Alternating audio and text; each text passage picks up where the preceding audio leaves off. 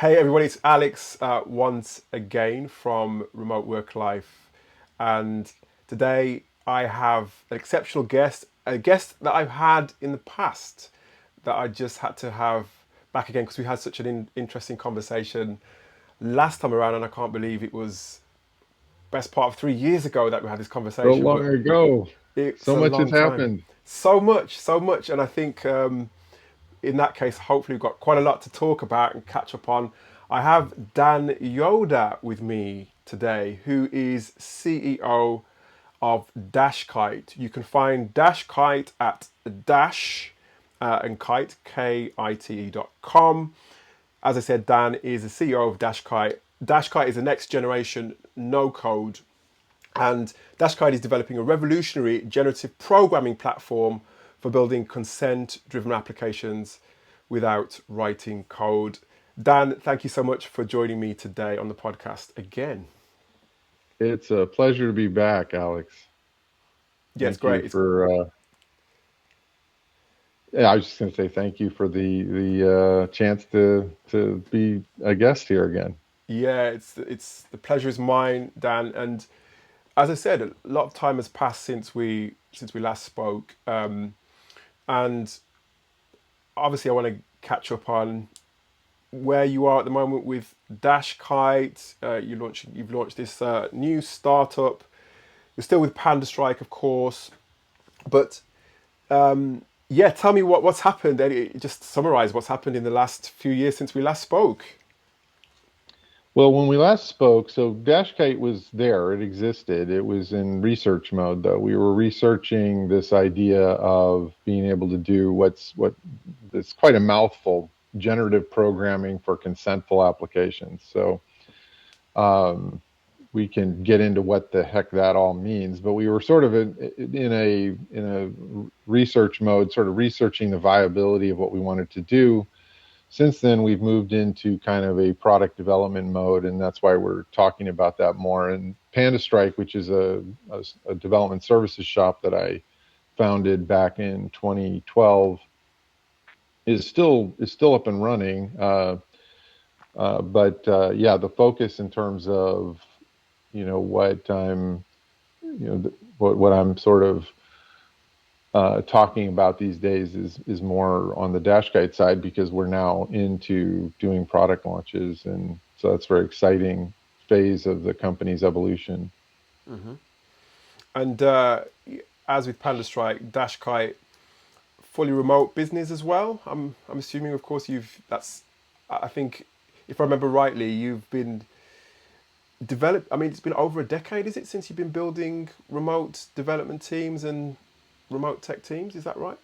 Yeah, that's right. Yeah, so we Panda Strike when we started Panda Strike, we decided that was going to be remote development and with remote developers. So not just remote from the client's perspective, but the developers themselves are remote. One of the interesting things that's happened in the last several years since we last spoke is we've branched out more internationally. So it's quite fascinating. We have developers now all over the world, so we've really leaned into the remote aspect of it, uh, and so, but Dashkite, obviously we just that model works extremely well for reasons that we can get into, and we decided, obviously we were just going to continue building on that experience with Dashkite. Well, as we're on the subject of Dashkite, tell us more then about, because you mentioned generative programming, and what is that all about then, Dan? What are you building there? Tell us a bit more about that. Well, you've probably seen some of the hype around generative AI Oh and yes. the chat GPT and all this. And so if you think of it, this isn't that, but the word generative is the operative word here. So it's similar in that instead of providing, like if you look at something like chat GPT, for example, right, you can say something like, tell me a joke, and chat GPT will come up with a joke, right? And so the generative aspect of that is that you can give sort of high level direction and you get much more detailed feedback, right? You go between the way we think of it is in terms of this notion of integrative levels. So you have like in biology, right? We have, there's cells, and then there's organs, and then there's the body, and then there's, communities and cities, and these are all different integrative levels, right? When we're talking about cities, we don't have to talk about the cells in our bodies.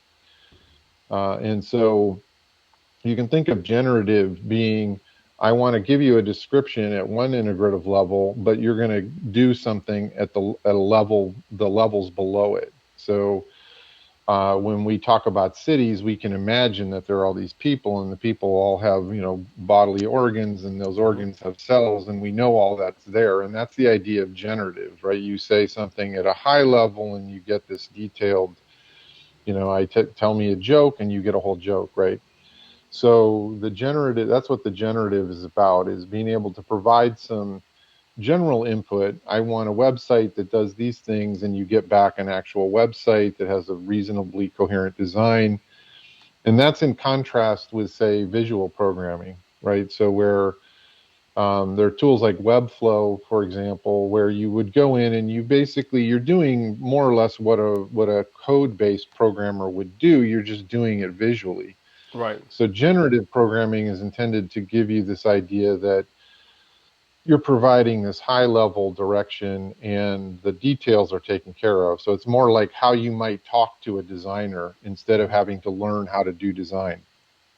And then the consent part of it, so the consent driven applications, and part of the reason that we're able to do the generative programming is we're focused around a specific kind of application that we call consentful. And there's a great movement. In fact, there's a website that I'd like to call out called called Consentful Tech. I think it's Consentful Tech.io. Um, and it talks about this notion of consent in application design. It's a really neat movement. It has to do with things like, well, primarily around the idea of giving applications consent. So if I'm going to use your data for something, you have to give me consent for that. Right. If you're going to keep track of something, even if you don't have any nefarious intent with the data, you still have to ask for consent. And so if we think of ourselves as having digital bodies, that's the metaphor that the consentful tech movement is based around. And just as you would need consent for, with respect to your physical person, we need to embrace this idea that we need to as application developers and in the technology business, we should be doing the same thing. We need consent from with respect to someone's digital body. So being able to build those kinds of apps, which is highly relevant in an era of GDPR type regulations, Yes. where I think there's going to be more and more of that kind of stuff, and more not having that consent is going to be a liability.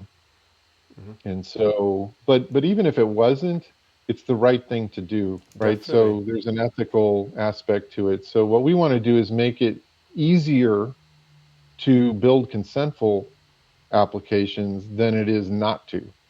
I think part of the problem right now is that it is very difficult to build consentful applications. And so, if we can make that the default, the easier thing to do, I think most people would prefer to do the right thing. It's just, when the right thing and the easy thing are at odds, or when the right thing is the hard thing, it just makes it less likely that people are able to do that. And particularly for groups that have not, been historically included in being able to participate in the tech industry or build applications, generative programming promises to make it remove a big barrier to being able to participate and to build applications and make it possible to empower people. And so while doing that, we want to be empowering them to also do the right thing in the form of building consentful applications. And is there, because I know you mentioned that you're in startup mode, is there an example of somebody who, or some sort of use case you can share with us in terms of, or an example case study that you can share with us how you're building something out with Dashkite? Well, at the moment, we're still sort of doing private beta type Right. Okay. so we don't have we don't have an actual case study or a customer, a lighthouse customer that we can point to. One company we have been working pretty closely with is a company called Homeroom, and they're focused on helping people build communities around that are sort of consentful communities in Discord. And so we've built some of their back end tooling, and we're doing some work with them. We've also worked not as a company, but the as individuals working, bringing our past relationships in. We've worked on an experimental community called Small Town, which is essentially focused around communities where it's kind of like, imagine it's sort of like a consentful next door, but maybe a little bit more in a federated model. So more like being able to run your own instance of a community platform with moderation and so forth. That's all local, as opposed to being something that has one big platform with one moderation authority for what might be thousands of individual communities, which doesn't always make sense. And the last time we spoke, you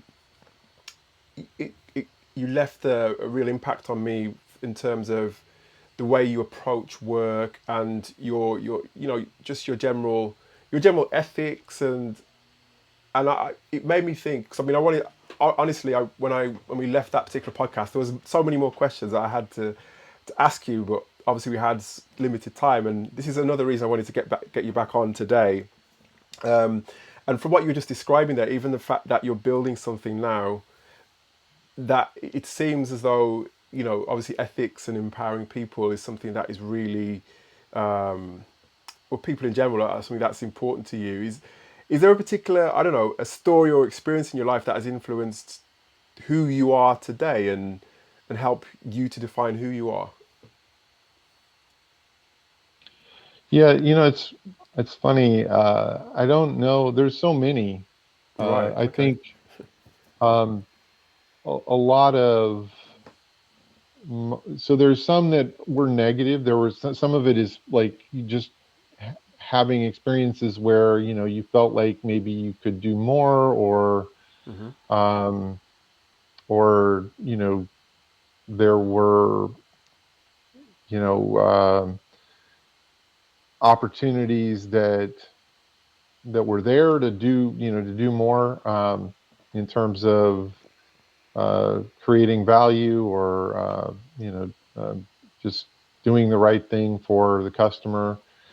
And those moments of frustration can contribute to it, of saying, hey, I would like to be part of doing something, that makes the world better, rather than just, I think everybody kind of has that, right? People want something that's fulfilling. You want to feel like you're contributing more than just making, a paycheck, ideally. And so, seeing that, and then just being inspired by seeing people who have just that have done that, right? That have said, okay, people who in many cases could have done many, many things, but they chose to focus on, trying to make the world a better place. So I don't know that there was a specific, um, you know, situation or experience. A lot of it's just people that I've seen that have inspired me and helped me realize, it is possible to do that. It is a choice. It's difficult to get to a position, and I think this is, part of this idea of empowering people partly comes from realizing in my own life experience just how hard it has been to be in a position where you can, and this doing the podcast, right? I mean, getting into a position where you can make that choice is, it takes a lot to get there. And maybe if part of what we want to do is be working together to make that choice a little easier for people, right? So that more people can say, you know what, I want to do something that's meaningful. Hmm. I kind of got a kick out of the quiet quitting phase, right? Because I feel like part of what was going on there, right, was people finding that maybe they did have a choice, and that they weren't maybe, it's like, well, okay, they're you could look at that as a failure of the workers, but okay, but maybe it's also a failure of the companies employing those people not to be able to inspire or motivate them, right? And uh, so it's all these experiences, I think, in so many, mostly I think just seeing amazing people doing amazing things, and saying, I want to try to be a part of that if I can. Got it. And other, you mentioned people who have inspired you. Are there any, people that specifics that you can share with us who's inspired you in your career or just in generally in life at all? Yeah. I kind of hesitate to call anyone out because there's just so many people, and I kind of, it's Right. like one of those things You where don't want to you're miss anybody afraid you're out. gonna, yeah. Um, but I'll mention one person just as an example, just because they came to mind. But Laura Weidman Powers, who is an extremely talented person, and she could have done a lot of things, and the things that she's chosen to do, she's decided to do. She founded Code 2040, which was focused on addressing DEI in tech, and then has gone on as, I think she's now still as a partner at Base 10 Ventures, where she is working on a fund that contributes the earnings from the fund to HBCUs. So, I mean, that's just an example. There's lots of other people, but just as it just came to mind. So, you know, uh, that's a great example in the sense of somebody who's just extremely talented, could have done anything really, and those are the kinds of choices that she made, and I find that kind of thing to be very inspiring to know that those people are out there, right? Yeah. Um, there's for all of the bad news and the negativity that we hear in the world, right? You know, there are awful lot of people just out there doing great work, and day by day, and they don't necessarily get a lot of headlines or accolades, or but collectively, we're all making the world a better place, and it adds up. All these little things that you can do. It may not seem like much in any individual case, but it adds up, and in the end, that's what it takes, I think.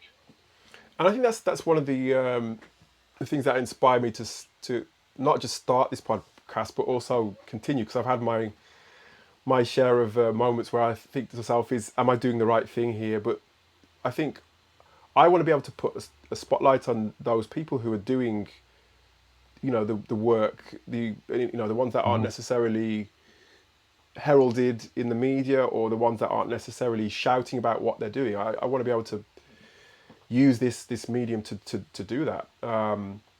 And because, like you said, people like Laura Weidman Powell, if she's doing, like you said, that Powers. work, Powers, sorry, she's doing that work for DEI, then that's really, it's really important. And do you think, I mean, because there's a lot that's been said about underrepresentation in tech, and lots of people talk about diversity, etc. In your mind, do you see any sort of any changes or improvements in sort of take up for tech roles from your, from your sort of sphere of your network, or just from a general perspective? I think the tech industry in general has just failed in that. I don't think that they've made any progress that's worth. I think the progress has been made. There's individual examples.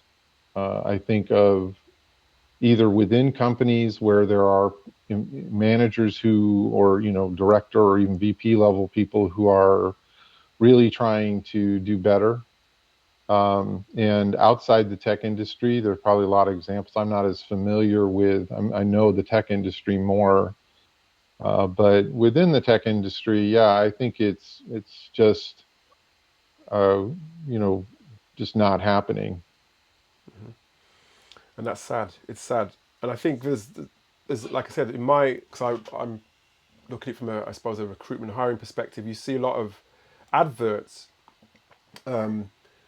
saying, we do this and we do that. We try and do this. We try to do that to encourage people from different backgrounds, etc. But for one reason or another, like as you were alluding to, it's not quite happening. It's not quite getting there. Yeah, But because if you look at it if you look at it like analytically, there's just no evidence that it's improving. So there's all this talk for sure. There's a lot of, like you said, the, ads always mention it. Uh, but, and, they'll be, uh, on, like something like Black History Month or whatever, there'll be a whole bunch of, rhetoric and activity around that. But in terms of meaningful change, in terms of the number of people that are being given opportunities, a lot of times when you actually look at the data, it hasn't changed, or in some cases, it's actually gotten worse, which is kind of remarkable. wow, Which is not to be, I don't mean to be, I think there's hope in that, in the sense of we just need to acknowledge that it's that bad, and maybe start thinking about, in my view, I think you just got to think about outside that ecosystem, right? How do we, we can't let that ecosystem continue to determine how our tech industry evolves. It's broken, and I don't, as far as I can tell, I mean, it's been decades now, and it's not changed. So it doesn't seem like it's going to be fixed from within. yeah, I think it's like you said. I think it takes from a grassroots level to do things, and what I'm seeing is a lot, like I said, lots of talk around recruitment and hiring. I am seeing, I guess, examples of sort of Gen Z sort of CEOs trying to, I don't, well, yeah, they're trying to be actively involved in either setting up businesses or setting up, because you see a lot of like coding schools and sort of Hmm. coding workshops and boot camps. What I'm seeing a lot more is, for example, the coding boot camps that encourage women, for example, or those that encourage people from, you know, different backgrounds to enroll. I'm seeing a lot of those because a couple of years ago it was a case where the coding boot camps that you saw, the actual fees to get into them were prohibitively, high. Whereas now you're seeing probably a few more that either they won't, they'll either charge a much lower fee, or they'll encourage people to sign on and won't charge them until they secure a role at the end of it. So I don't know if that's an attempt to encourage more people to get involved with tech. And I don't know. I mean, if there's any data that it's even working, but from the sounds of it, it doesn't seem as though it's making an impact where it needs to be making an impact at this point. Yeah, I mean, I think so. There's a couple things there that are sort of interesting. I mean, one, there was sort of a predatory inclusion aspect to some of the coding schools, but it's, if they're moving towards a model where they're not charging, or they're deferring the fees, maybe that's a little better. And I also think the generational component is possibly, factor. I'm not sure what the, maybe things, as Gen Z begins to get more, authority, and is more empowered to make change, maybe then things really will change. I would love that. I hope that's the case. And in any case, I do think that the key is saying, well, we just need to invest in these groups that have been historically excluded from the tech industry, because the talent is there, right? So if you're if you're looking for talent and you have the resources, the smartest thing you could do would be to just invest in developing that talent, because they're really, the idea that you're short on talent is just a product of the fact that you're not willing to invest in developing it. And so a school where you're saying, okay, well, we'll defer the fees, or even better would be just a scholarship system that evolved from the big, if they're really serious about it and they're saying, well, we don't have enough talent, well, then, develop the talent. They've got the money to do it if they really wanted to solve the problem. Yeah, I agree, and I think, and this is why, again, another reason for me, remote work. I probably didn't realize how powerful remote work is until I really got into the sort of conversations like I'm having with you.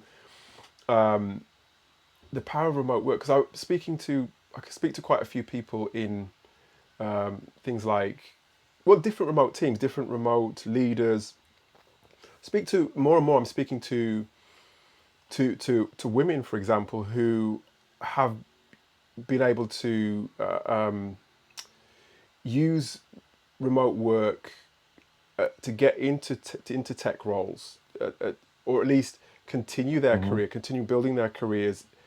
And in some cases, they say to me, it just wouldn't have been possible if I wasn't able to work remotely, for example. So I think if you're aligning sort of the power of working remotely with what you're saying, Dan, in terms of the scholarships and the training aspects of tech, I think that's a powerful sort of like combination that can really get people, or encourage people to get into tech, and not just get into it, but just really build careers, and see a pathway where they can actually build a career. You That's a know, great point about remote. I mean, remote removes another barrier, right? Another form of exclusion is saying, well, you have to live in this very expensive city, yeah. and or you've got to take several hours out of your day to commute, right? So that just eliminates a whole bunch of people that either don't have that kind of free time to be commuting all the time, or can't afford to live in San Francisco, or wherever. Remote empowers people to, by removing those barriers, and it's not quite the same, and that's why it's been a little bit, predictable maybe, but also a little disappointing to see a lot of the big tech companies insist on having everybody come back. But the same, it is the idea of investing in training and skills development is just another form of that, right? As just removing these barriers. I have a feeling that if we were to do that, if we collectively can remove the barriers to people participating in the economy fully, like, I don't even think anybody has any idea what's even possible with that. We've been essentially um, uh, kind of uh, it's a very self-defeating thing to exclude so many people from participating fully in the economy. What you want is economic growth, then you want maybe benefits a few people, but I think in the end it's collectively just a terribly short-sighted decision to not invest, to not remove those barriers, and hopefully over the next decade or two we can obliterate those and see what the economy really looks like when everybody's able to contribute. And this is it. And I think that it was brought, that whole scenario you've just described, is the contribution and the pooling resources to get the get people exposed to tech, exposed to the right training, so they get back into the market. So over the last couple of years, I've been doing a lot of coaching, and one of the areas that is really brought home to me is, for example, usually single mothers, so, and single moms Hmm. between the ages of, say, what, 27 and 35, where, and I had a couple of my clients where they desperately wanted to either rejoin the workforce, having worked in tech, or they wanted to launch their career in tech, but there was so many different hurdles and barriers for them to do that, and there was no sort of there's no sort of clear pathway for them to do that, and there was no real sort of affordable resource for them to do that, and it just made me think to myself, you know, I think, yeah, I think certainly there could be a lot more done, from, well, on this side of the channel anyway, on this side of the ocean, to No, I think the help same is those true people. here. Yeah, Yeah, yeah. definitely, because the governments here, for example, the government here is not. I saw lots of holes in the way that they're sort of all these skilled people, as I said, between those ages, who are experienced workers. They're, you know, desperate to get into it, but there's no, as I said. So you think it's the same? It is the same over there as well, right?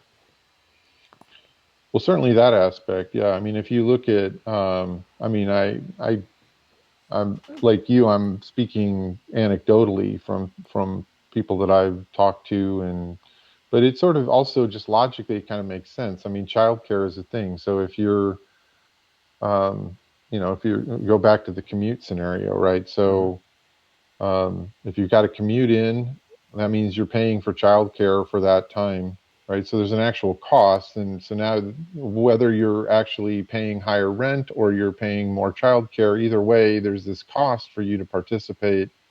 Not to mention you're not able to be present around your kids. And I think remote is one of those things that fundamentally changes that dynamic, right? The commute's gone. A lot of times remote makes sense in contexts where flexible hours make sense, which helps helps, if you're a single parent, it helps you be more present in your kids' lives, which I think is, a good thing, obviously. And so and then you get into things like the training aspect of it, right? Which is, again, if you can do the training online in the time that you have, right, the time that you can make, it makes it just much more likely that people are going to be able to get the training and then participate and then get a good job if they can work remotely. So it's there's it's a complete game changer for some people. Absolutely. It is, and in fact, it's one of the words that somebody I interviewed the other day used. It was a game. She said it was a game changer for her. Even like not just mothers, but myself. I'm a good example myself because there was a point where I was at home looking after my daughter, and you know remote work enabled me to continue with my career, not have any sort of real gaps in my career, but at the same time, you know, see my daughter take her first steps, for example, or even just take her to school. Things I used to take for granted taking her to school, Yeah. to be honest. But it's I something mean, that you how do really you can't. right? How do you even put a price on something like that? Yeah, That's amazing. it is. It's. I was looking back on some pictures and I was thinking to myself, this would not have been possible had I not been able to work on a remote basis. Because there was a point where I was working sort of in an office and I was doing, it was a very heavy sales environment, heavy sort of client pitching environment where we had to stay late to do these pitches, and sometimes if we did a pitch after we'd go out after the pitch with the client, that sort of thing, and not get home till sort of 9 o'clock in the evening sometimes. Or even if there wasn't a Yeah. client pitch, it was sometimes actually just the work itself would mean not getting home till late, and not going leaving in the morning whenever before everybody got up, and when I got back home, everybody's in bed. So it was just it was incredible. Right, right. Yeah, yeah. But It yeah. puts such a constraint around things because you can't sort of take a short break from work and then hang out with your kid and then go back to work because there's a commute involved, or there's things like, well, can you get to the meeting on time, right? Hmm. And it you know, I think one of the things that I had always sort of accepted, because I'd heard this a lot from people when I would, people who were in office bound environments, if you will. And they would sometimes say, well, the kinds of things that we're doing, we have a lot of meetings. It would be really hard to do a remote. And I always kind of accepted that. And I think one of the things that the pandemic did is it exposed that as not being the case. We might have, I'm not going to say it was a lie, because I think a lot of people really actually didn't believe that it was possible for them to do their jobs without being in an office. But a lot of people were able to do their jobs, right? And it turned out, I mean, the whole economy didn't just collapse. Like, a lot of things just kind of kept going, and certain sectors actually boomed. And so it turns out that that's a myth. It's not really the case that, in fact, I think for a lot of people, what they discovered is that they could actually do their jobs better than they were doing them before. And so what's interesting has been a little bit disappointing is to see a lot of companies say, well, okay, everybody, it's time to come back in the office.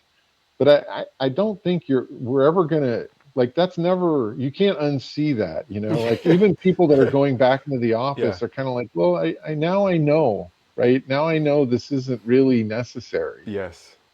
And I think that's going to, it may not, I think it's still playing out, but I think because the discussions now are different, right? People before, and you would know this even better than I because you were doing this podcast and talking to all these different people about it. Not to turn this around and start interviewing you, but I'd love to hear your perspective on whether this has changed, because before it seemed like there was a lot of,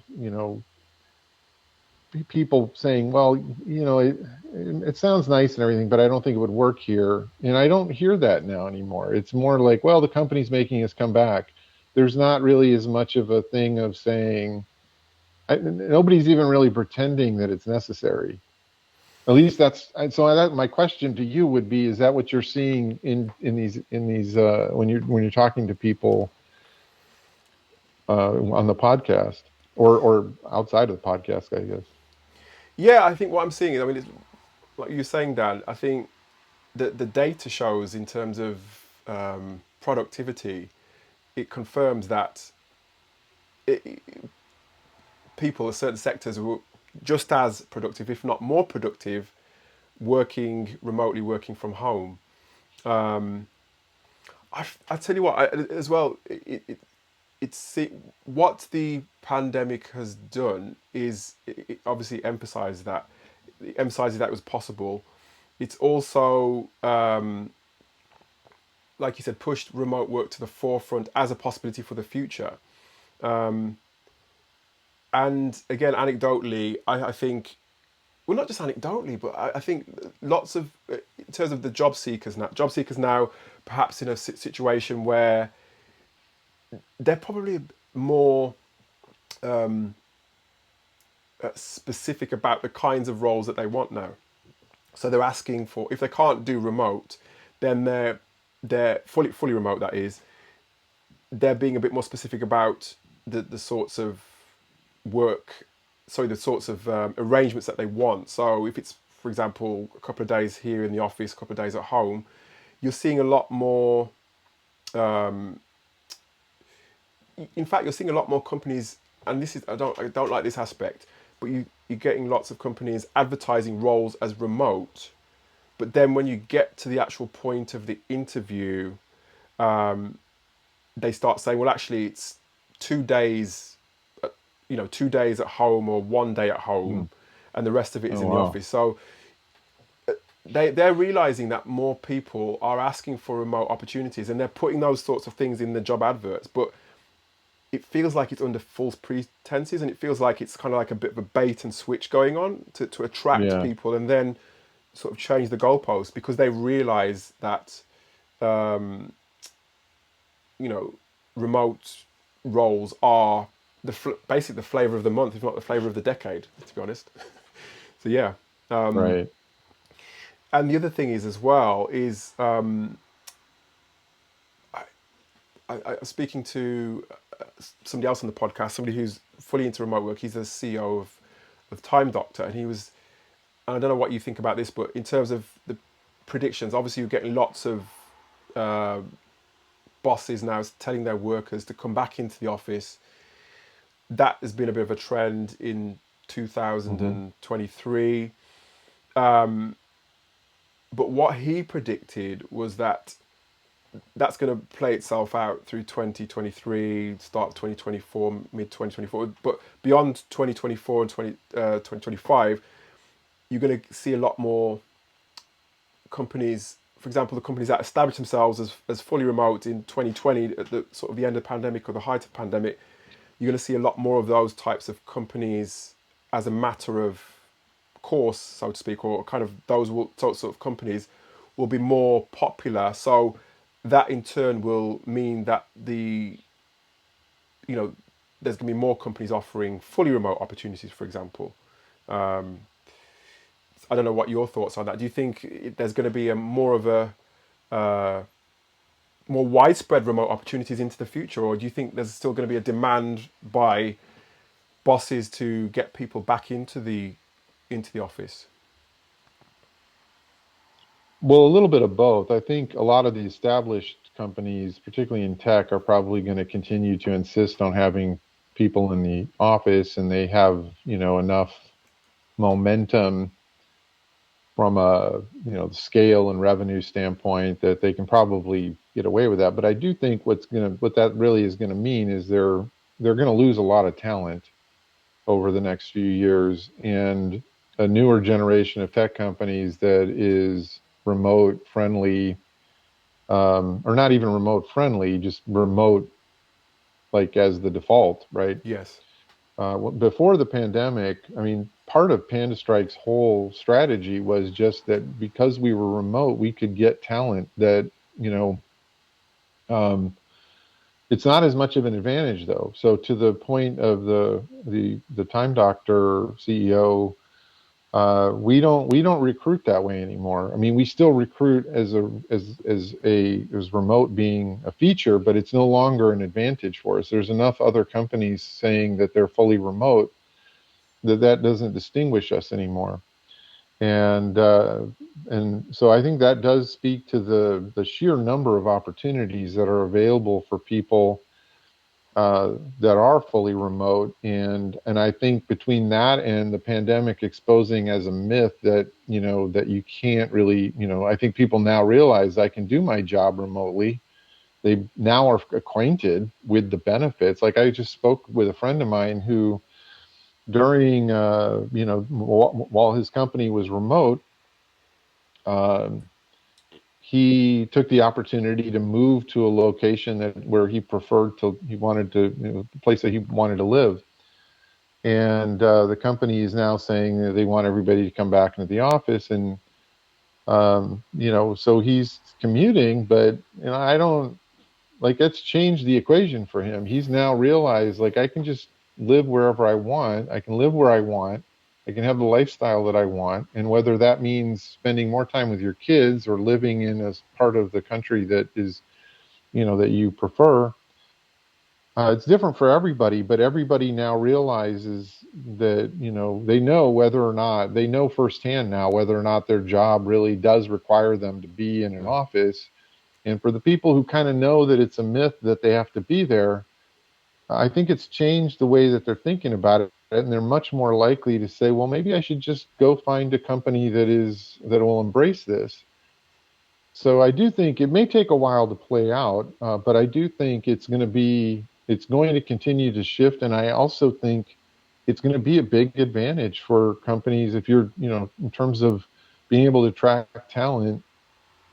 It's a bad if you're still in that mentality that you're saying, well, we're going to have everybody come back into the office. I mean, there's going to be a cost that you're going to pay in terms of the talent that you have available to you to execute, and it takes a while, especially for these big companies that have, just such massive revenue streams. But they're it'll eventually start hurting them competitively. I think so. And in your case, I mean, the questions that I get about, well, not in your case, but the questions I get a lot about remote work, because there's a whole heap of people looking for remote opportunities, and not necessarily knowing how to, whether that's, I don't know, whether that's sort of being employed or even freelancing, or this is kind of three questions in one, I guess. So for people looking for employment in remote, freelancing, or even just to do something in remote, in a remote aspect, maybe we should just start with that those are employed. How would you then, because obviously you hire for your different teams, how would you suggest that people start looking for remote opportunities that suit them? In terms of, I'm not sure, like, what do you mean how to start looking? So I think one of the biggest, I guess, difficulties, I guess, there's lots of competition for remote work, and there's so many different, there's different people professing to have remote roles. There's some unscrupulous people sort of posting roles that are remote, and it can be quite difficult actually to differentiate between the businesses that are offering legitimate roles and those that are not. So I guess what I'm asking is what would you say, somebody who's looking for a remote job, a remote role, how would you sort of recommend they go about not only looking for a role, but also then engaging with a potential employer? I see. Yeah. As far as the first part of that, I actually am not that. I mean, we still just kind of run ads, and we have our network that we put the word out when we're looking for something. So there's nothing. I don't have any particularly useful insights there as far as like where do you go. I think remote is now common enough that pretty much any job board or any recruiter is, you can tell them, you can hit the flag, I'm looking for remote, or tell a recruiter I'm looking for remote, and just look for the remote opportunities. But then when you're really engaging, I think there is some questions you can ask that can help sort of differentiate. One of the most simple things is, how much of the company is remote, and what's the commitment to remote. Is it, is there any plans to, whether they're in the next 6 months or year or in the indefinite future, is there any plan to say you're going to want people to come back into the office? And if hopefully they'll be honest about that response. But if you're, I mean, and I would say if you're kind of concerned that maybe they're not being honest, then that's a whole different problem. Yeah.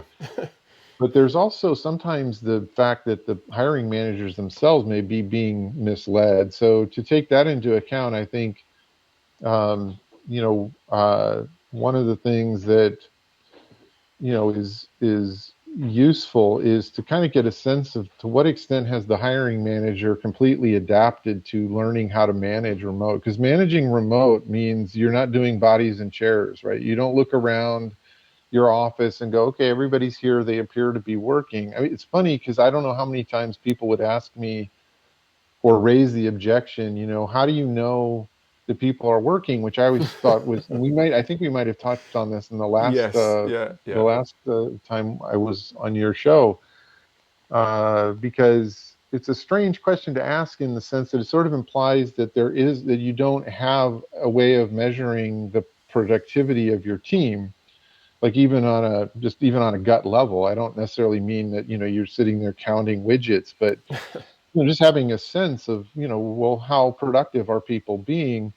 That's part of being a good manager. So I think if you ask people about how do they assess things, like how do you measure or assess productivity, how do you give, how do you provide feedback so that I know what I need to improve on or do better. And those are good questions anyway. But remote managers will tend to give, I think, much more concrete answers, because they will have adapted to saying, okay, well, I can't see everybody. I can't just go around and chat with people. So I got to actually kind of know how to determine who's getting what done. And if they've got good answers to those questions, that don't depend on people being in an office, then there's a good chance that at least the hiring manager is completely committed to remote. Now whether or not, I think at that point, if you're not sure if it's a big, sometimes these big companies, you know, are, it's hard to, the hiring managers don't always know for sure. So I think in those cases you can always say, well, let me ask some questions of the HR people, and if they're like, yes, we're 100% committed to remote, then, but if they start dancing around the issue, then probably they've been in meetings or something where there's been discussions about the possibility of asking the employees back. Yeah, it's. I think the process of job search and it's always been about asking questions, but I think even more now it's even more important because of the there's so many different there are so many different questions to ask now. Just so you're clear on what you're what you're getting into as a job seeker or somebody who's looking for an opportunity. So I like that question. What's the commitment to remote work? That's a pretty good one. And it tells a lot. That should tell you a lot, I think. So yeah, thank you for that, Dan. And in terms of Dashkite, then, what's on the horizon for you, Dan? What's on the horizon for Dashkite in the future? Well, so we got our first. Well, thank you for asking that question. First of all, we have our first product out, which is a simple. It's called Dashkite DB, and it's a simple, doesn't require any programming type of database that you can create the database very easily. You go in, click, boom, you have a database, and then you can put things in and out. It's not there's not a lot of tooling around it to make it easy to put things in and out. It's really just part of a roadmap that we have. The next product we're going to be launching in July is called Sites, Mm-hmm. and Sites is a generative website builder, meaning you can essentially just start putting content in the site, and the application figures out how to display it so that it Wow. looks very nice. So it's kind of like a CMS that also knows how to do web design, is maybe the way you can think about it. Well, we'll hopefully have a nice. Well, we'll have that. That's plan. We're planning to do that in launch that in July, and maybe have a little bit of a little how-to video that goes along with that to show people how to use it, and then from there we're going to make it so that it's more interactive, which is where Dashkite DB comes in, because just to be able to do simple things like a form, like a sign-up form, Mm-hmm. um, you want to store that data somewhere. So that's the immediate roadmap. We're pretty excited about about getting our first product launched. That's always exciting milestone. There was a long period of time where we were kind of in research mode, trying to figure out what we wanted to do and whether we could do what we wanted to try to do. And I Mm-hmm. think we've had some really good results come out of that. And so it was exciting to get to this point, and we're really excited about Sites, and the roadmap from there, which will build on that, and get us move us towards this vision of just empowering people to who don't have traditional programming skills, whether they're visual or coding, to be able to create interesting applications. Mm-hmm. No, it sounds good, and of course we'll be keeping an eye on Dashkite, on you as well, Dan. But there's just one more question I wanted to ask you before we start to wrap up, because we've talked a lot about work, we talked a lot about remote work, but when you're not working, what kind of things are you generally doing if you're not when you're not working, or do you work all the time? Well, I do work a lot, but I try to make it sustainable. And I think actually one of the things that I often tried to counsel other entrepreneurs on is to get out of the grind mindset. I think the startup grind thing is a somewhat toxic and harmful mentality to be in, because it's not usually. I think there's maybe times in your life, or I don't want to say that if you're doing that, that it's, maybe you know what you're doing and it's okay. But for a lot of people, it's pretty unhealthy. And there's just so much talk about grind, grind, grind. That's how you get an advantage. And the reality is, a lot of times, past a certain point, there's kind of diminishing returns, right? Yes. There's only so much productive energy that you have, and then you have to kind of recharge and live to fight another day. So I live out here in Marina Del Rey, which is, I'm very fortunate to be able to live here, and so I can go down. I go down to the beach. Nice. Just sometimes just stare at the water, and that becomes part of. I find that it's a strange. I don't know why, but for some reason, the just being around the ocean has this effect on me of just refreshing me and clearing my head, and um, I enjoy. I've been watching uh, some shows. I watched The Last of Us, which I thought was great, and been watching Succession recently, Hmm. which is a kind of a fun, if very warped. I don't know if you're keeping up with any of the shows, but Well, there's one show that I was watching. I mean, it is quite warped. It's quite old, but Breaking Bad. oh, that's one of my favorites. Yeah, Oh my yeah, gosh, my wife started watching that, and I was thinking, what's this that she's watching? Because I don't normally watch Netflix. And then I started sitting down to watch it, and I was thinking, this is really, it was really addictive for me. And I've actually yeah, started to watch it from the beginning again. It's great. I love yeah. it. Well, it's one of those shows where that actually there's a lot of little things that you notice the second time through Yeah. that are hinting at what's going to come down the road, and uh, it's a rewarding show to watch twice. Plus, the visual storytelling in that show is just kind of fascinating to watch. It's very engrossing just on its own. But if you enjoy that, when you're done with that, you got to watch Better Call Saul. Okay, Better Call Saul. Okay, I'm making a note of that. My trusty pen. Yeah, he was a good character in that. But I mean, for me, there was so many characters in that you could just create a film around. It's like even Mike, the Mike, the guy with the bald head. Yeah. Yeah, I could. Yeah, but anyway, that Well, was one of my I mean, that's favorites. kind of what Better Call Saul sort of picks up on, right? It's not just about Saul. It sort of dives into, like, how did all those characters get to where they were at the beginning of Right. Breaking Bad? And Mike is definitely featured. Um, and yeah, we need to do another podcast, or you should do another Yes, podcast on Breaking Bad. I could easily do that. I could. That might be a podcast idea for me. There, I'll make a note of that as well. It's a podcast idea for the future. But no, it's been great, Dan. The thing is, whenever ever I interview you, I've always got more and more questions that I want to ask. But of course, I don't want to take up too much time because I know you're busy. So maybe there's a part three in it. Who knows? But thank you for being with me again on the Remote Work Life podcast, and I hope to again speak to you in the future. And I'll be sure to keep up to date with what you're doing. Yeah, let's. It's a pleasure. First of all, I always enjoy these, and well, the two that we've done have been great, and let's maybe not wait 3 years to do Definitely the not. next one. Absolutely not. Absolutely not.